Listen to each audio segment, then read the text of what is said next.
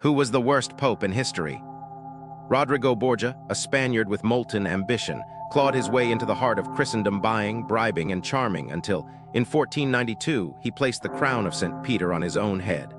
As Pope Alexander VI, he turned the Vatican into a palace of secrets, where gold bought sins and blood sealed alliances. It was deep into the autumn of 1501, when the Vatican's marble halls whispered of a night no man of God should ever have survived. The great feast was announced only by invitation, and only to the bold, the men who had sworn loyalty not to Christ, but to the House of Borgia. They called it the Banquet of Chestnuts. That night, the Apostolic Palace transformed into something ancient and pagan. Dozens of candles fought back the suffocating dark, throwing wild shadows on frescoed ceilings.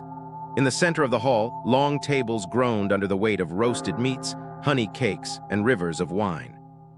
At the head of it all, on a high-backed chair embroidered with gold, sat Alexander VI, a wolf in scarlet robes.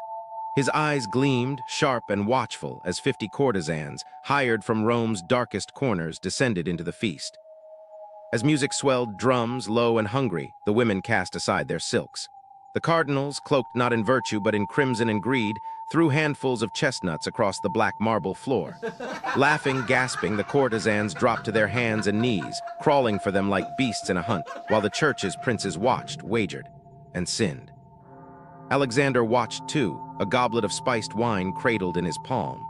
Beside him stood Cesare Borgia, his iron-eyed son, the true sword of the family's ambition. Together, they presided over the spectacle not as holy men, but as emperors of a dying empire. But hidden among the dancers was someone else.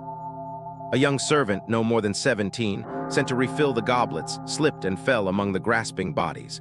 Before he could rise, he felt a hand, heavy, jeweled, clamped down on his shoulder. Looking up, he met the cold smile of the Pope himself. Alexander leaned in, his breath hot with wine, and whispered a command into the boy's ear. What he said has been lost to time, but whatever it was, the boy obeyed.